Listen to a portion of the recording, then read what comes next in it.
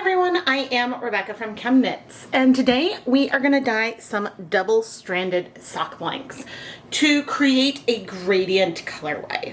The sock blanks I'm dyeing today are Knit Picks Hawthorne fingering weight sock blanks that are 80% superwash fine Highland wool, 20% polyamide. If you want to learn more about this yarn base, I do have affiliate links to Knit Picks down in the video description, and I may earn a commission if you make purchases through any of my affiliate links. The first thing I need to do today is pre-soak our blanks. I have 3 double-stranded Hawthorne blanks here, and I'm going to pre-soak them in some plain tap water with no additional acid added. I'm also going to add a non-blank skein of Hawthorne to use as a yarn mop for today's video.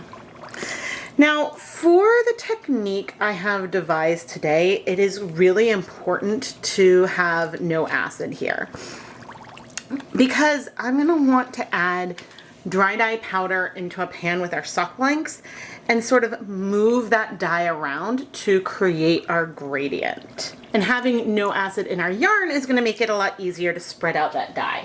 So I'm going to want to go ahead and pre-soak this for, I think, at least an hour. I want the yarn to be really well saturated so we can get as good coverage as we possibly can. Whenever you're dyeing a sock blank or a double-stranded sock blank, you are going to have some resist from the stitches itself, which will give some modeling, sometimes some reverse speckling to whatever your project, because where there's tension between the yarn, you will get less dye penetrating in those areas. So what is a gradient? A gradient is some kind of progression, and usually when I say a yarn has some kind of gradient, I mean that there's a progression and asymmetry from one end to the other. Even if it goes from one end to the middle and then back again, that's still sort of a gradient. And there's some smoothness to the transition. What we're going to be dyeing today is going to be a bit of a variegated gradient. We're going to have tonal variation likely within each of the sections, and then some sections where the colors start to blend together. We're going to see some areas that are a lot more variegated than just tonal because of the randomness that the blanks might be in the pan. Now, because I'm dyeing 3 blanks in our colorway today, I will be unraveling one of them at the end of the video so you can get a better feel for the progression, because I don't always unravel sock blanks in my videos. But anyway, now let's go take a look at our colors. It may almost be spring at the time I'm filming this, but I want to go for a very earthy fall kind of color palette. I've pulled 4 Dharma acid dyes here: Golden Poppy, Blazing Orange, Teddy Bear Brown, and Oxblood Red. Oxblood Red is a color I don't use very much, but yeah, I sort of want to see what we can get with this kind of color progression. We're now going to arrange the yarn in our pan. Now, I'm squeezing out some of the water. That isn't going to be absolutely necessary because I'm going to add water back in a minute. But you'll see that I'm scrunching up the blank as I'm setting it out.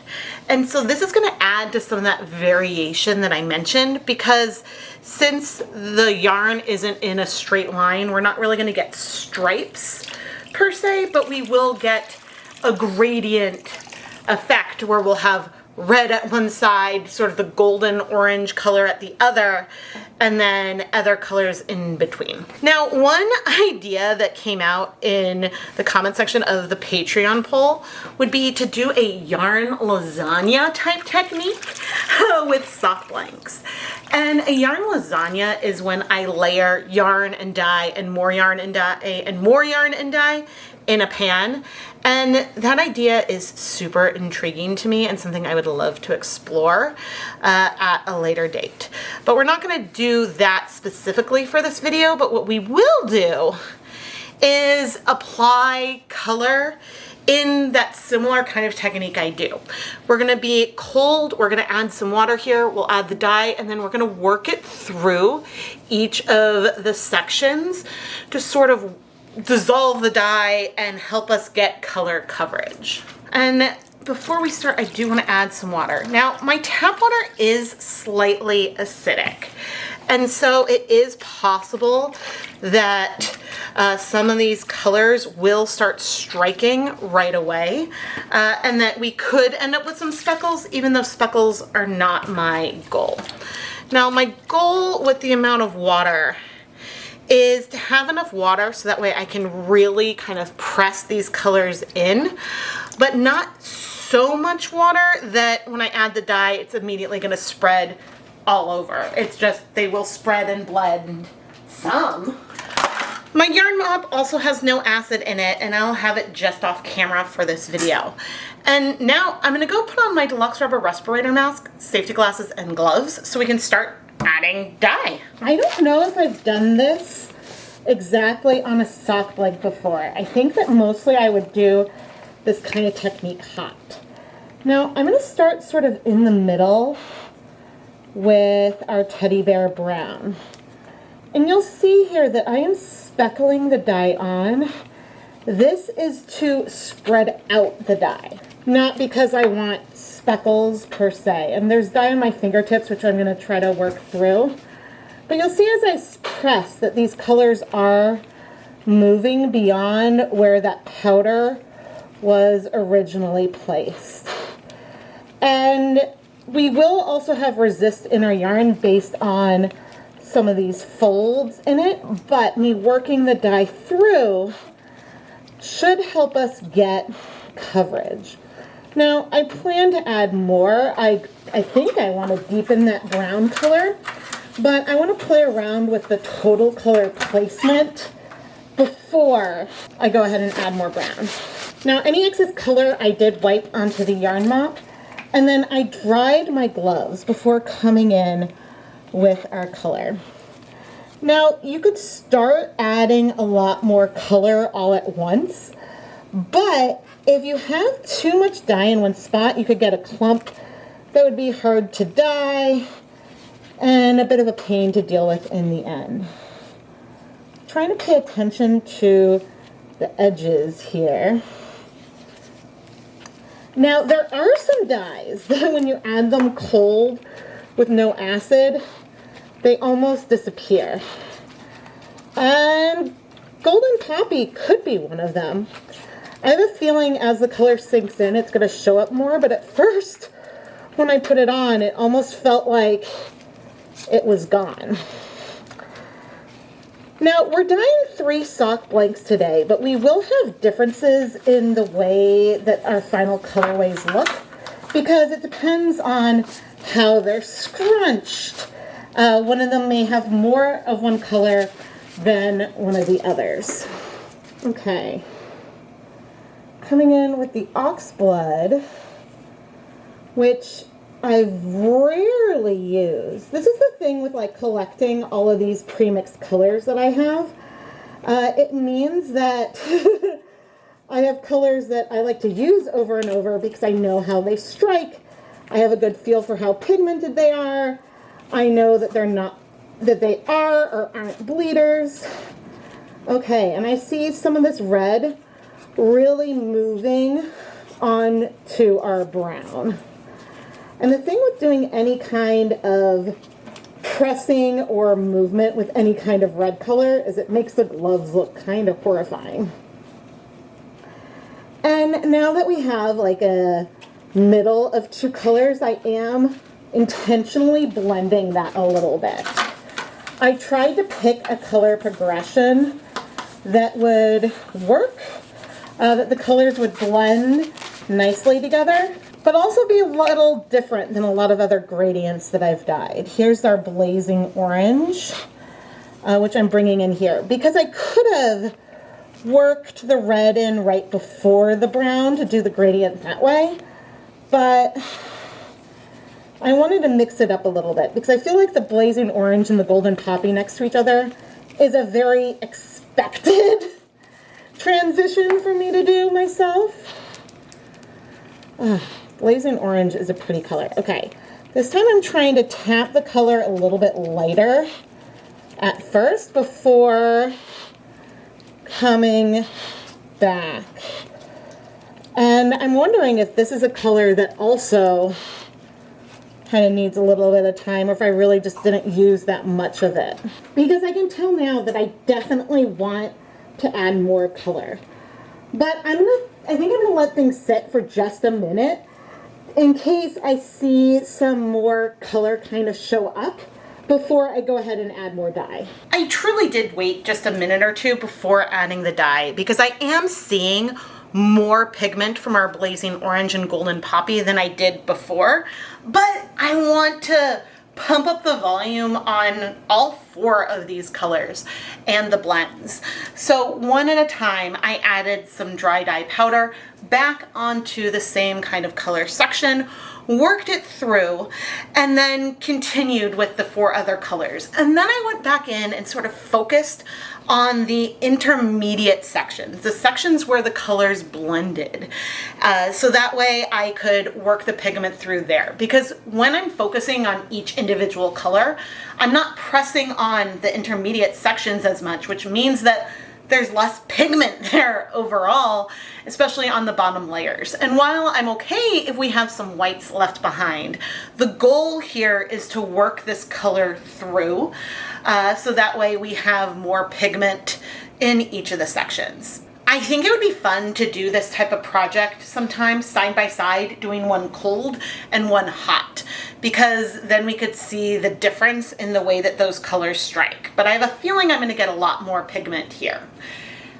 And I also want to add that if we wanted to have a smoother color transition between our different colors, we could go through and dip dye our yarn into each of these different colors, letting that color strike before moving on. However, you're always going to get some modeling from the resist of the stitches in the blanket itself. So if you want a true tonal gradient, your best bet is to make connected mini skeins to dye each of those colors separately.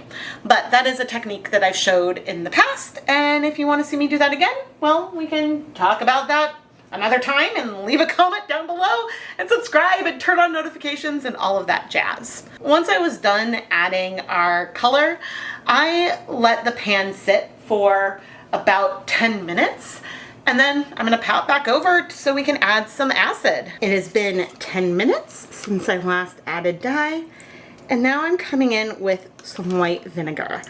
I don't know the volume of water that I have on here already, but I can say that 4 tablespoons of white vinegar, 4.5 tablespoons of white vinegar is probably enough to help these colors strike. Now I am gonna work this acid through one more time. As for the yarn mop, probably once I'm done heat setting this yarn, that's when I'll go through with the yarn mop and I'll probably add it to this dye bath. I'll show it to you in a moment. But you can see that we have plenty of dye in here, like a lot of dye in here. And one thing I know from experience is that the dye will probably move more once we start heating things up. So I am gonna wanna let this sit for a little bit before moving it over to the stove, because I want the colors to mostly strike in this area. And then if tendrils of the brown wanna work its way up, that is okay. But I also wanna be able to increase the water level. And so by letting it sit at room temperature for a little bit, this is gonna give us some time to let some of these colors strike. And so I'm just checking, going in order to see how much color we have in each of them, and we'll see if this has changed after 30 minutes. In theory, it should. Here is the status of our yarn mop now. Very, very soft color all over. This is a leftover dye bath from another project, and I realized we don't need to wait. We can go ahead and add this in here. And now I'm gonna go ahead and heat set this for 30 minutes to set the color.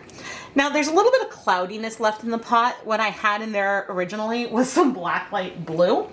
I'm not expecting this to bring any fluorescence into our yarn, and I may or may not remember to check, but it was a dye bath with water and vinegar, and so a great place for us to go ahead and finish this yarn up. After 30 minutes, I'll remove the yarn, I'll let it cool, and then I'm gonna go ahead and wash it off camera. So that way we can focus on our blanks. We're over at the stove now, and I'm turning on the heat on 2 burners here and here to start heating this up. Now, there is enough water in here that I'm not immediately nervous, but I am gonna want to increase the volume of water in the not distant future. I have not burnt yarn before, and I don't want this to be the time I do.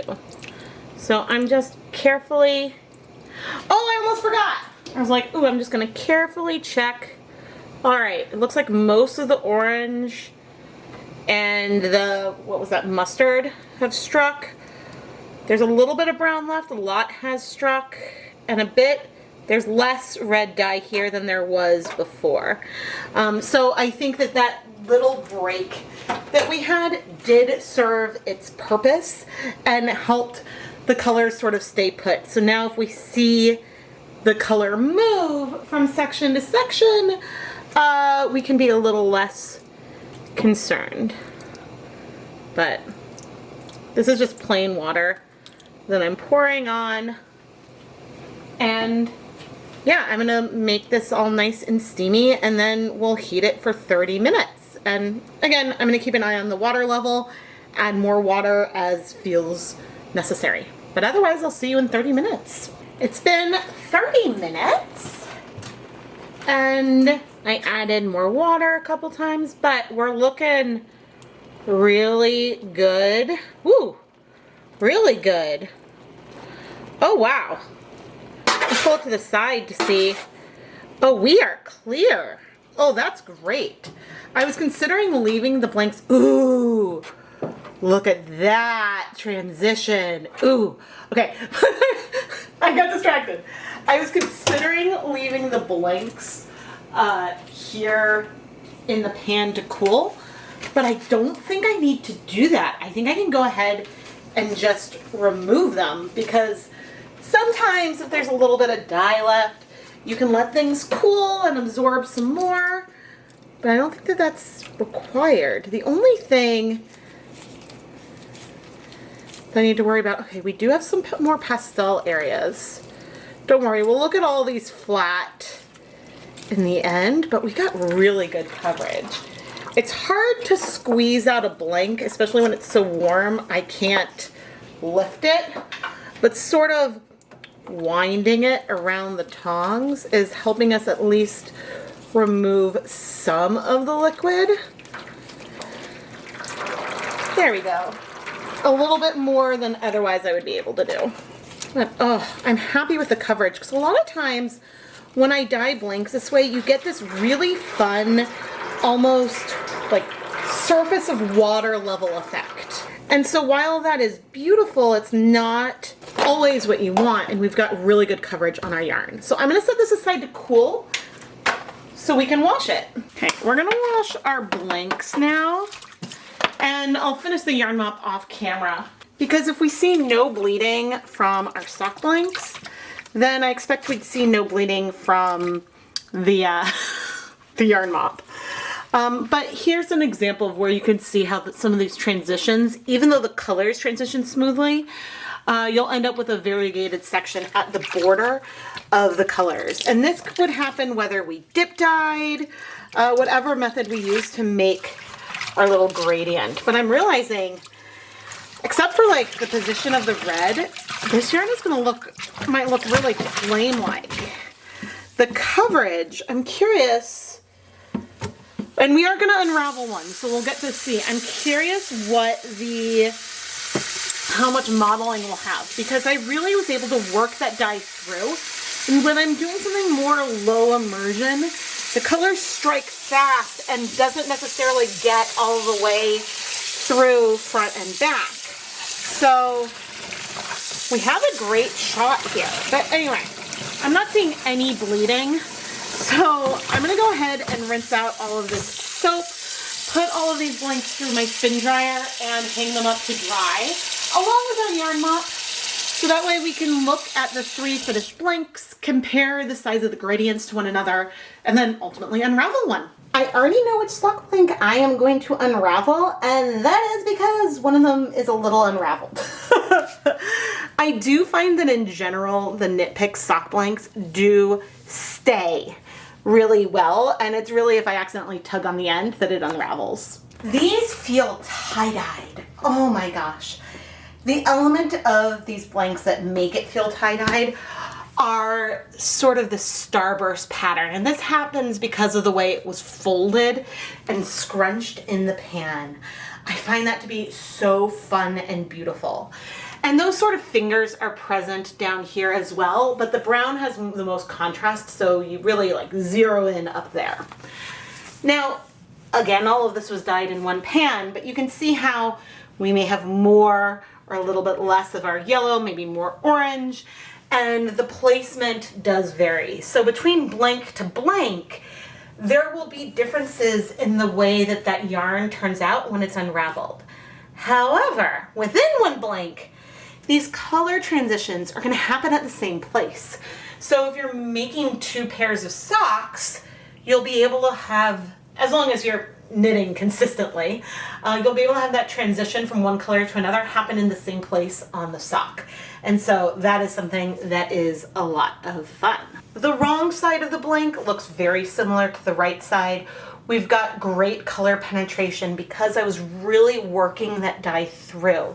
And by pressing on the yarn and releasing, that allowed me to push out liquid from a section and for it to get sucked back in. And that's what helped work that dye through those areas. We will be unraveling this one of the blanks today, but sometimes I like to look and see in between some of the stitches and see how you have little light spots in there.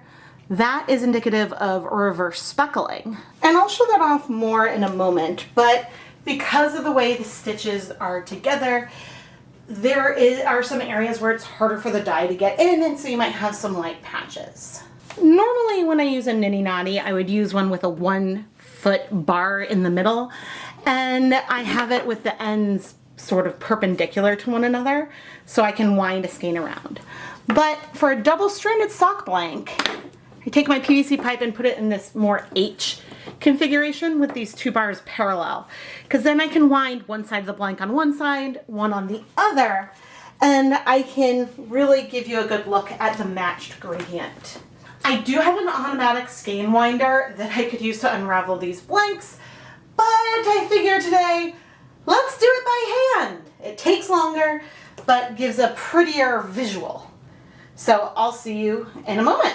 Da da da da! Here's our gradient yarn unraveled.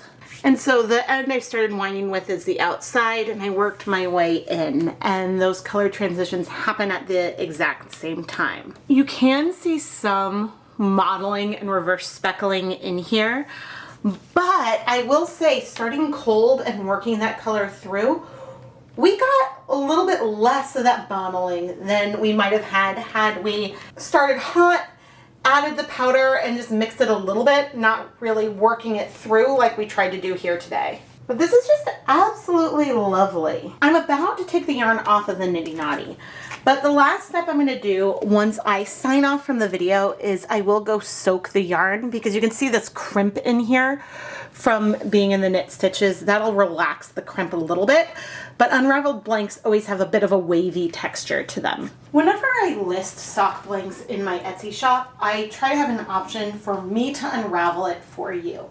There are a lot of people who would prefer to knit directly from the sock blank, sort of unraveling it as you're working on your project and maybe doing 2 at a time socks or something like that.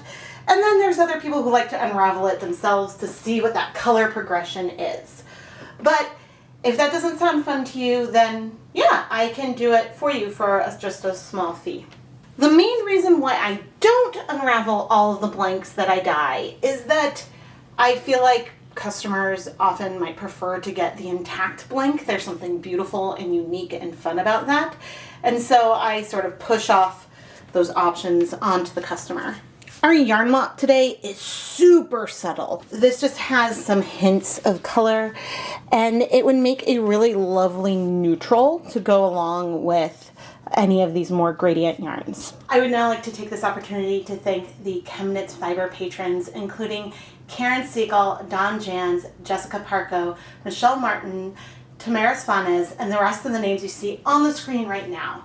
Patreon is a platform that allows you to support me directly, and in return I offer some really fun perks that you can find over on Patreon. You can learn more over at patreon.com/ChemKnits. If you prefer to not go off of YouTube, you can join to become a channel member. There are some overlapping benefits between the channel membership postdoc level and the Patreon, but what's unique to YouTube memberships is that you can use the custom ChemKnits emotes here on YouTube and you get a badge next to your name. If you have questions about the two, leave a question down in the comments and I'll try to answer as close as I can. Patrons, thank you so much for all of your support. I am Rebecca from ChemKnits, and now I'm wondering, what type of gradient is your favorite type of gradient? Do you like something like a sock blank gradient that goes through some variegated patches in the middle? Or do you like something that is a smoother gradient made with, say, maybe connected mini skeins or similar? One perk of being able to look at the blank itself and see the yarn is that you get a feel of how smooth the transition is. For example, in this segment right here, you can tell, okay, this is going to be orange and brown variegated and kind of go back and forth between those sections. Whereas when it's twisted, you can lose the sensor of how much you might get the more variegated section. It might just look like it's more of a smooth kind of gradient. So that was just one other thing I thought I would mention. But anyway, thank you so much for watching, everyone.